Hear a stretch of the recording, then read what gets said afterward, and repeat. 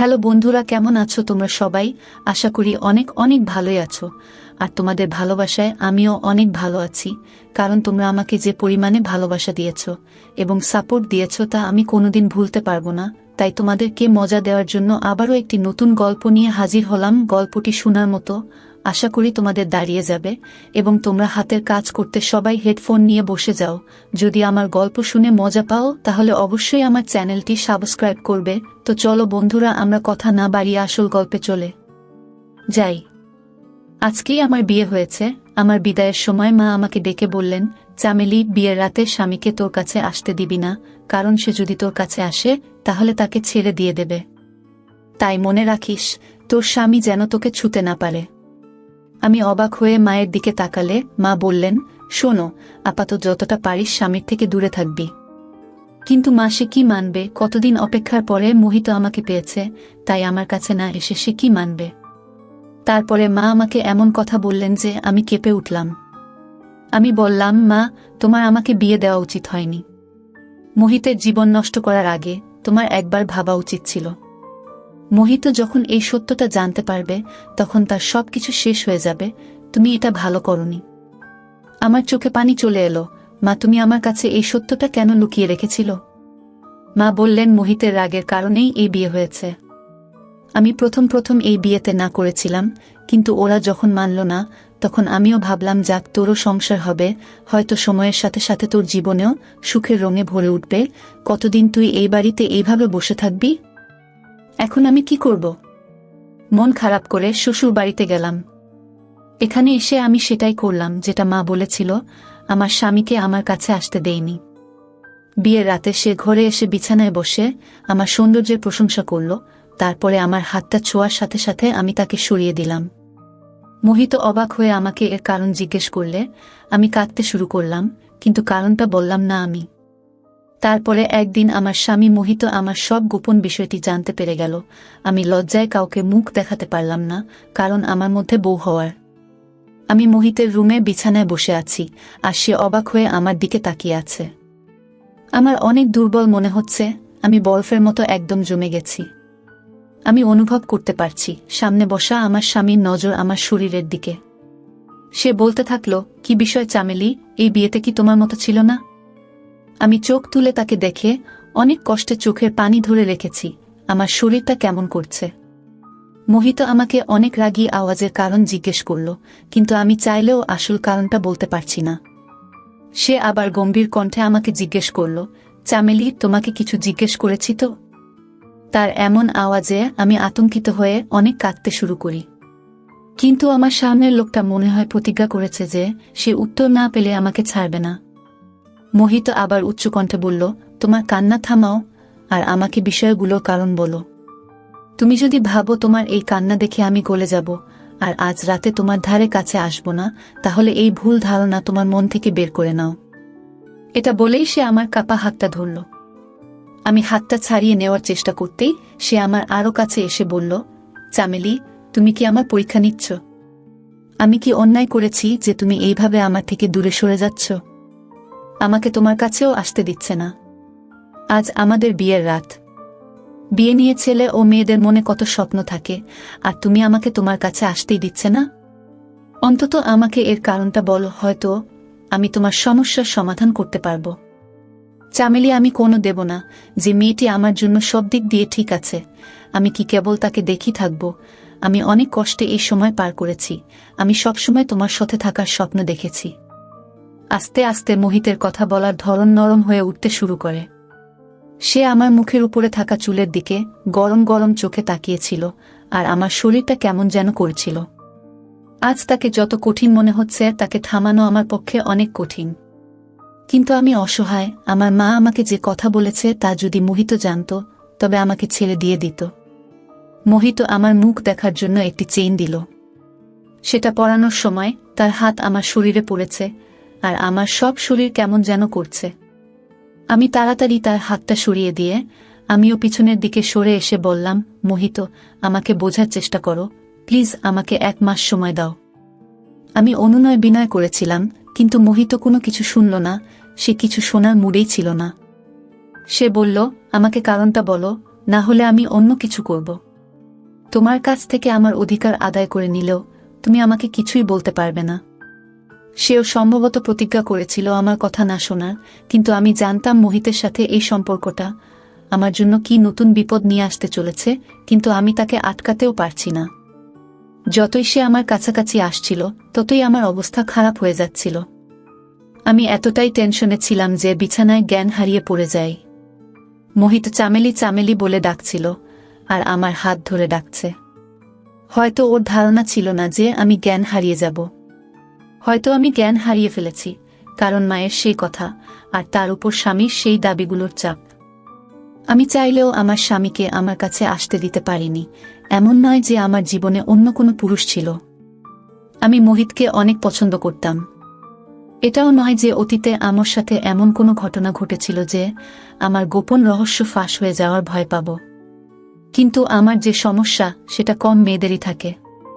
যখন জ্ঞান ফিরল তখন আমি হাসপাতালের বেড়ে। শাশুড়ি ও মোহিত আমার কাছে চিন্তিত হয়ে দাঁড়িয়েছিল। শাশুড়ি আমাকে কেমন মনে হচ্ছে সেটা জিজ্ঞেস করলেন।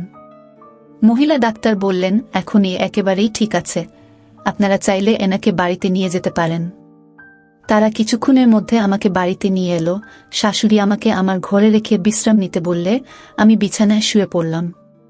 বিয়ে বাড়ির কারণে বাড়িতে অনেক অতিথিরা উপস্থিত ছিলেন। আমি শুনতে পাচ্ছিলাম মোহিতের দাদা, ভাই, জামাইবাবুরা মোহিতের সাথে মজা করছে যে বিয়ের রাতেই তুমি তোমার বউয়ের সাথে এমন কি করলে যে মেয়েটি একেবারে জ্ঞান হারিয়ে ফেলেছে। একটি ফুলের মতো মেয়ে, তোমার একটু আস্তে এগানো উচিত ছিল, কিন্তু তুমি তো ফুলটাকে শেষ করে দিয়েছ। তারা একটা মজা করার সুযোগ পেয়েছে, তাই তারা আর থামে। সবাই কি ভাবছিল জানি না, তবে আমি নিজেই লজ্জা পাচ্ছিলাম, কারণ আমার কারণে মোহিত সবার সামনে লজ্জিত হচ্ছিল। কেউ তাকে উপদেশ দিচ্ছিল 4 দিন ওই রুমের ধারে কাছেও যাবে না। কেউ আমার শাশুড়িকে বলছিল যে তুমি নিজের কাছে তোমার বৌমাকে রাখো, পাশে মোহিতের মুখ দেখে নতুন বউ আবার জ্ঞান হারিয়ে ফেলবে।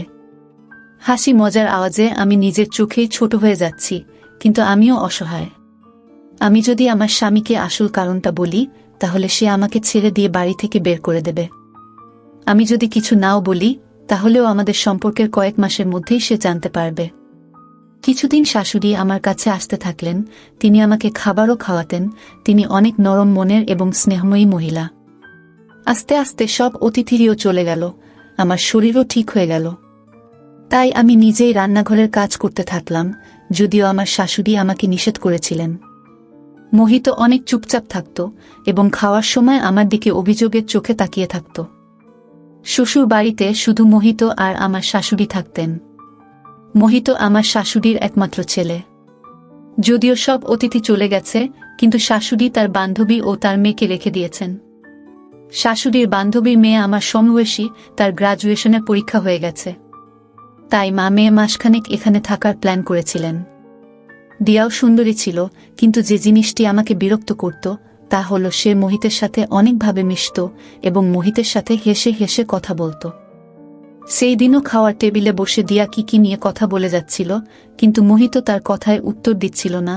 তার চোখ আমার দিকে স্থির ছিল। সে মুখে কিছু বলছে না, কিন্তু তার চোখ আমাকে যা বলছে তা আমি জেনেও না জানার ভান করলাম। রাতে রান্নাঘরের কাজ করছিলাম, সবাই যে যার রুমে চলে গিয়েছে। কিছুর অনুভূতি হওয়ায় মাথা ঘুরিয়ে দেখলাম মোহিত আমার ঠিক পিছনের দিকে দাঁড়িয়ে আছে। সে বলল, মাথা ব্যথায় আমার ঘুম আসছে না, 1 কাপ চা বানিয়ে দাও তো। ভাবলাম চায়ের কথা বলে বেরিয়ে যাবে। আমি চায়ের কেটলিটা গ্যাসের উপরে রাখলাম। আমি রান্নাঘরে কাজ করার সময় রান্নাঘরের দরজায় আমার পোশাকগুলো রাখতাম, কারণ এই সময় আমি রান্নাঘরে একাই থাকি আর বাড়িতে কোনো মানুষ বা কেউ ছিল না। কিন্তু মোহিত হঠাৎ এইভাবে রান্নাঘরে এসে আমার কাছে দাঁড়াবে তা আমার ধারণা ছিল না। আমি যখন ওর দিকে মনোযোগ দিয়ে দেখলাম তখন আমার লজ্জা পেতে থাকলো। ও রান্নাঘরের দরজার কাছেই দাঁড়িয়ে, আর আমার পোশাকটাও সেখানেই আছে। আমি পোশাকটা নিয়ে নিজের শরীরে দিতেও পারছি না। তাই যত তাড়াতাড়ি সম্ভব চা বানানোর চেষ্টা করলাম, কিন্তু আজ গ্যাসের চুলাটা অনেক আস্তে চলছে, হয়তো কোনো ময়লা আটকে গেছে। এত আস্তে চললে চা তৈরি হতে 15 থেকে 20 মিনিট পার হয়ে যাবে, আর এইভাবে 15 থেকে 20 মিনিট দাঁড়ানো আমার পক্ষে কঠিন হয়ে যাচ্ছে। বারবার মোহিতের চোখে আমার চোখে পড়ছিল আর আমার হার্টবিট বেড়ে যাচ্ছিল। তারপরে হঠাৎ মোহিত বলল, চামেলি, তোমার চুলগুলো অনেক সুন্দর। আমি খেয়াল করলাম ও আমার দিকে আরেকটু এগিয়ে এসেছে। রান্নাঘরটা অনেক ছোট, তাই ও আমার অনেক কাছে চলে এসেছে। আমি অনেক নার্ভাস ফিল করছি। ও আমার সামনে দাঁড়িয়ে আমার মুখের দিকে তাকিয়ে বলল, জানো, আমি তোমাকে আমার বন্ধুর বিয়েতে প্রথম দেখেছিলাম। যতক্ষণ আমি বিয়ের অনুষ্ঠানে ছিলাম, আমার চোখ সবসময় তোমার দিকেই স্থির ছিল। সেখানেই আমি মনে মনে তোমাকে ভালোবেসে ফেলি।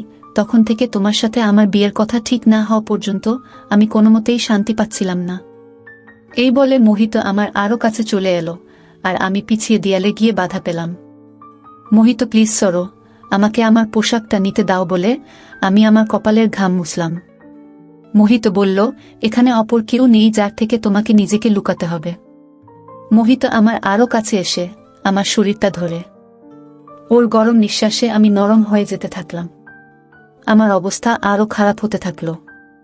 আমার মুখ ওর নিয়ন্ত্রণে নেওয়ার আগেই আমি ওকে পিছনের দিকে সরিয়ে দিয়ে রান্নাঘর থেকে বেরিয়ে তাড়াতাড়ি আমার রুমে গিয়ে দরজা বন্ধ করে দিলাম। আমি কিভাবে মোহিতকে থামাতে পারি? সে আমার স্বামী এবং আমাকে ভালোবাসে।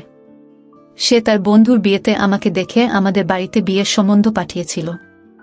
আমার মা প্রথমে এই বিয়েতে রাজি হননি, কিন্তু মোহিত এই বিয়েটা নিশ্চিত না হওয়া পর্যন্ত আমাদের বাড়ির দরজাটা ছাড়েনি।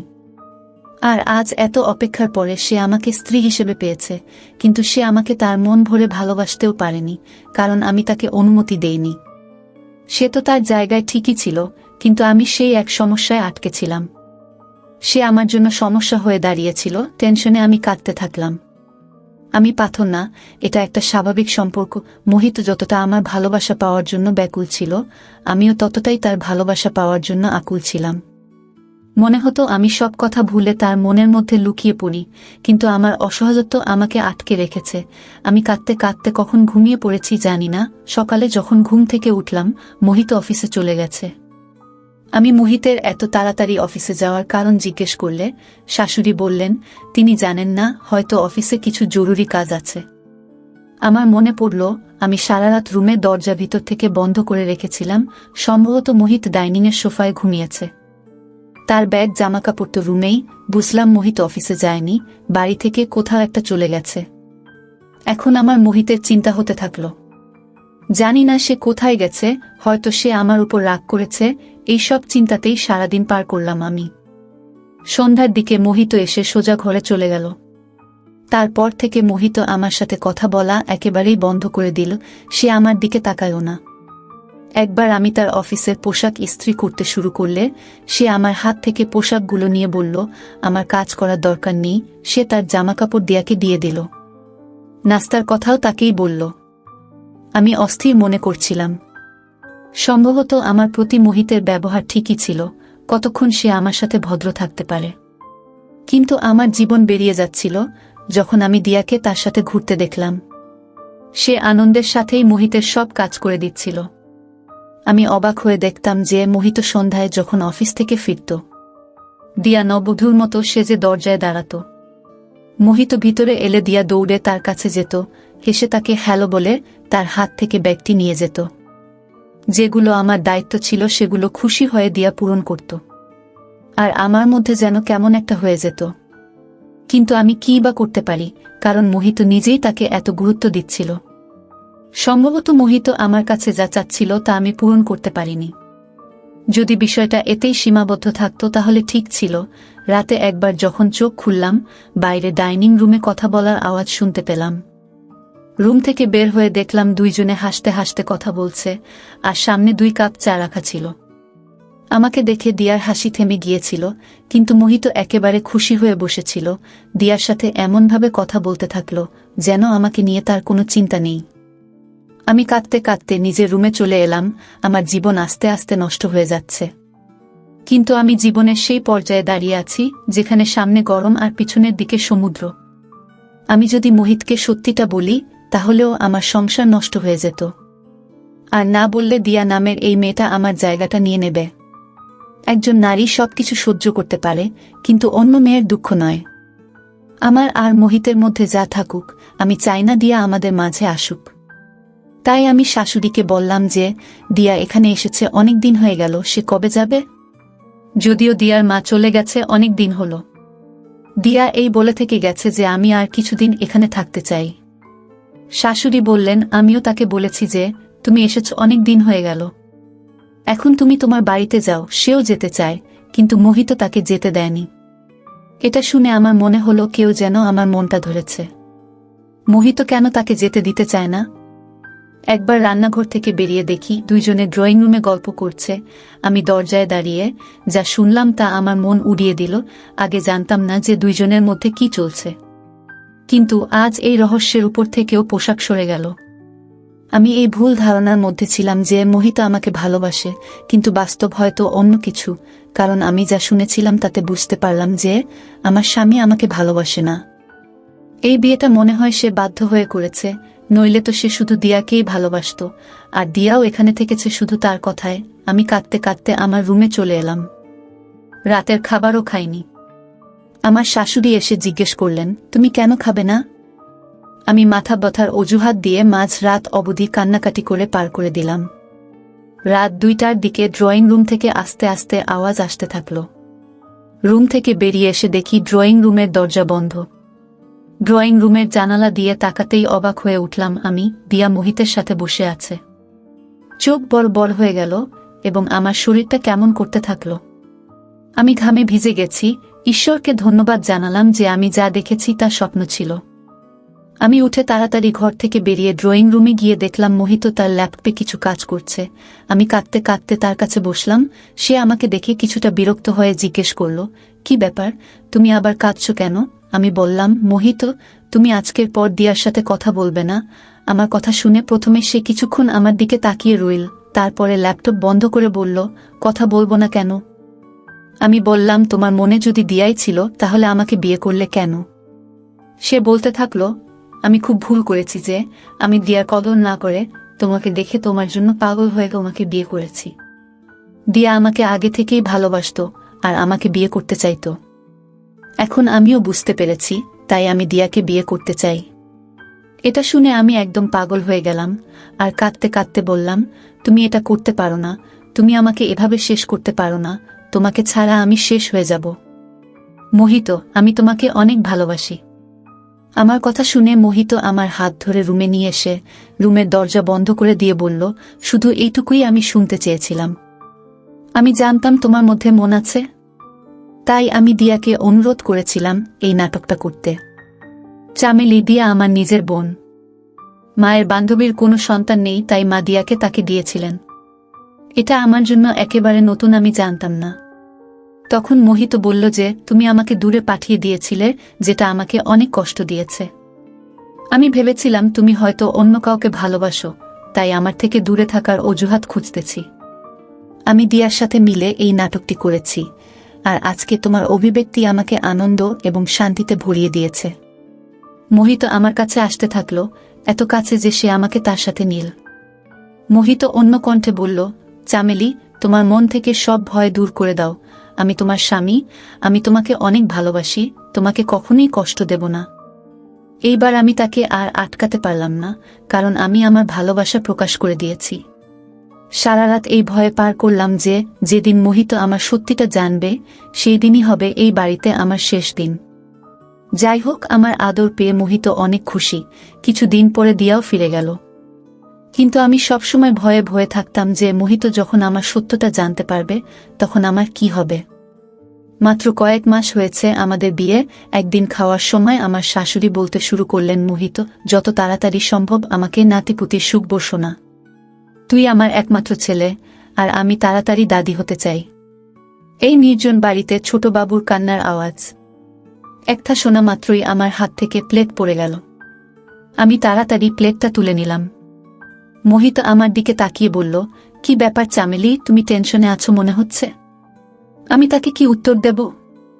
আমি চুপচাপ রইলাম দেখে মোহিত হেসে তার মাকে সান্ত্বনা দিয়ে বলল, মা, এত তাড়া কিসের?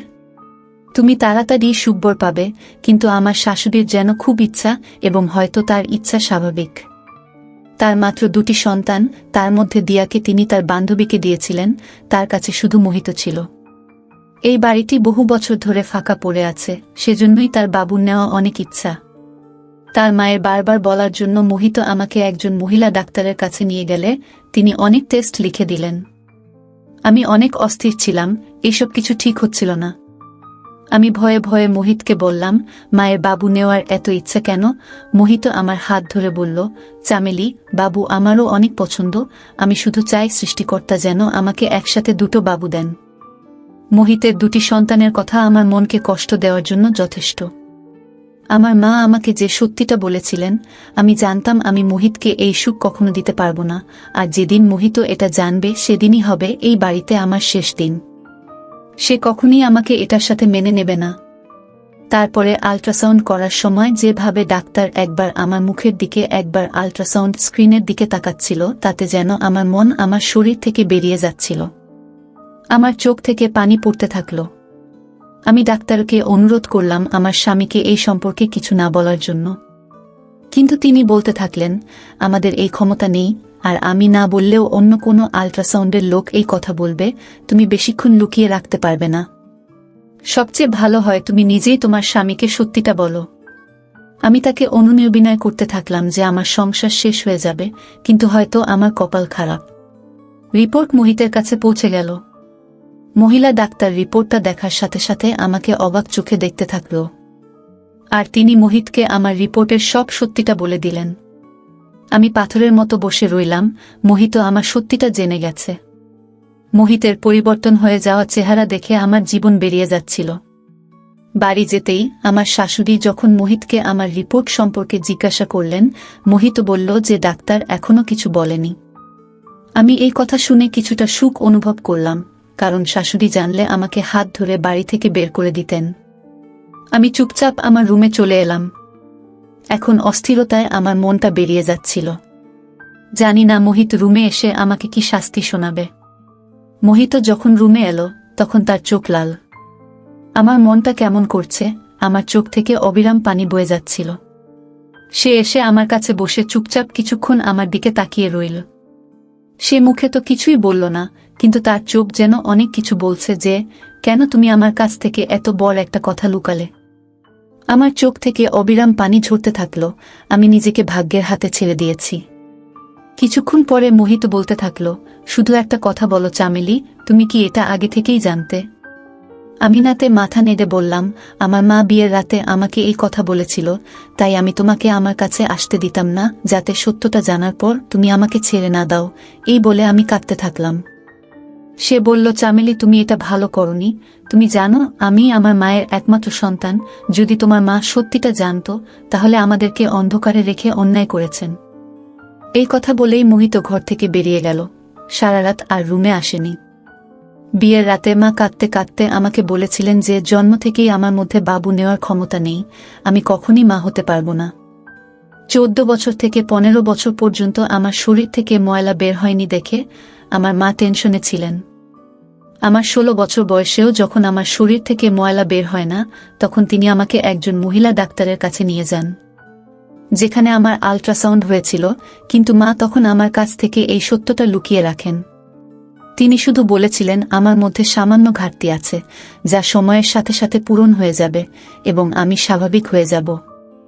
আমিও এটা ভুলে গিয়ে নিজের জীবন নিয়ে ভালো ছিলাম, কিন্তু বিয়ের রাতে মা আমাকে এই সত্যটা বলেন এবং সাথে আমাকে এটাও বলেছিলেন যতটা সম্ভব মোহিতের থেকে দূরে থাকতে, কারণ সে যদি তার সাথে সম্পর্ক করে কিছুদিন পরে বাবুর কথাও বলবে, এবং এর জন্য যখন তোকে ডাক্তারের কাছে নিয়ে যাবে তখন তারাও এই সত্যটা জেনে যাবে। আর আজকে সেই দিনটি এসে গেছে। মোহিতের কাছে আমার রহস্য প্রকাশ পেয়ে গেছে। আমি অনেক কাঁদছিলাম, কিন্তু সে একবারও আমার চোখের পানি মুছিয়ে দিতে আসেনি। সকালেই বুঝতে পেরেছি আমাকে নিয়ে কি সিদ্ধান্ত হতে চলেছে। সকালে যখন ঘর থেকে বেরোলাম তখন মোহিত ওর অফিসে চলে গেছে। সারাটা দিন অন্যভাবে পার করছি। আমি বাড়িতে ফিরে এসেও ওর মুখে বিষণ্ণতার ছাপ। সে হাতে রিপোর্টগুলো নিয়ে শাশুড়ির সামনে রাখে। আমি ভয়ে শেষ হয়ে যাচ্ছিলাম, কিন্তু জানতে পারলাম আমার শাশুড়ি সম্পূর্ণ নিরক্ষর। তিনি বললেন, মোহিত, আমি এসব রিপোর্ট কি বুঝি, এতে কি লেখা আছে সেটা আমাকে বল। মোহিত বলল, মা, আমি তোমাকে কখনো বংশধর দিতে পারবো না, সন্তান হওয়ার ক্ষমতাই আমার নেই, আমার কোনোদিন সন্তান হবে না। এই বলে মায়ের শরীরে মাথা রেখে সে কাঁদতে থাকল। শাশুড়িকে ধরে আরো বলল, দয়া করে আমাকে সন্তানের জন্য আর জিজ্ঞেস করবে না। আমি তোমাকে সবকিছু দিতে পারি, কিন্তু সন্তান কোনোমতেই না। এসব শুনে আমার শরীরের রং পরিবর্তন হয়ে গেল। মোহিত সবকিছু নিজের উপরে নিয়ে আমাকে সবকিছু থেকে মুক্তি দিয়ে দিল। আমার শাশুড়িও কাঁদছেন, আর আমি অবাক হয়ে আমার স্বামীর দিকে তাকিয়ে রইলাম যে এটা পুরুষের কোনো রূপ, যেটা মোহিতের রূপে আমার সামনে। আমার শাশুড়ি কিছুক্ষণ কান্নাকাটি করে তারপরে তিনি বললেন, চিন্তা করিস না মোহিত, অনাথ আশ্রম থেকে একটা বাবু নিয়ে আসিস, আর আমরা নিজের মনে করে তাকে মানুষ করব। কিন্তু তুই মন খারাপ করিস না, আমি আর কখনো তোকে সন্তান নিতে বলবো না। রুমে এসে মোহিত প্রাণহীন মানুষের মতো শুয়ে পড়ল। আমি তার কাছে গিয়ে তার পা ধরে কাঁদতে কাঁদতে বললাম, তুমি একই করলে? আমার সমস্যাগুলো নিজের মাথায় নিয়ে নিলে।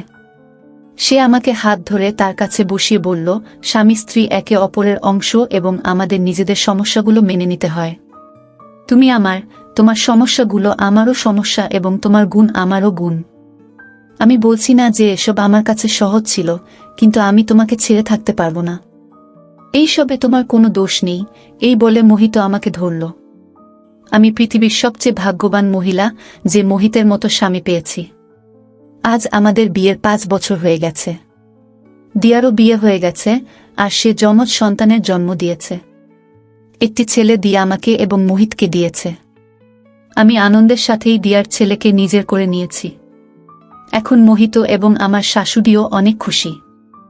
ওই বাবুর জন্য এখন মনে হচ্ছে আমাদের পরিবার পরিপূর্ণ। বন্ধুরা, আজকের ভিডিওটা এখানেই শেষ করলাম।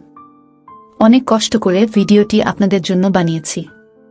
যদি ভিডিওটি আপনাদের ভালো লেগে থাকে তাহলে একটা লাইক করবেন এবং চ্যানেলটি অবশ্যই সাবস্ক্রাইব করবেন, এই আশা ব্যক্ত রেখে আপনাদের কাছ থেকে বিদায় নিচ্ছি আমি। দেখা হবে আগামীকালের নতুন কোনো ভিডিওতে। সে পর্যন্ত সবাই ভালো থাকুন, সুস্থ থাকুন। ধন্যবাদ।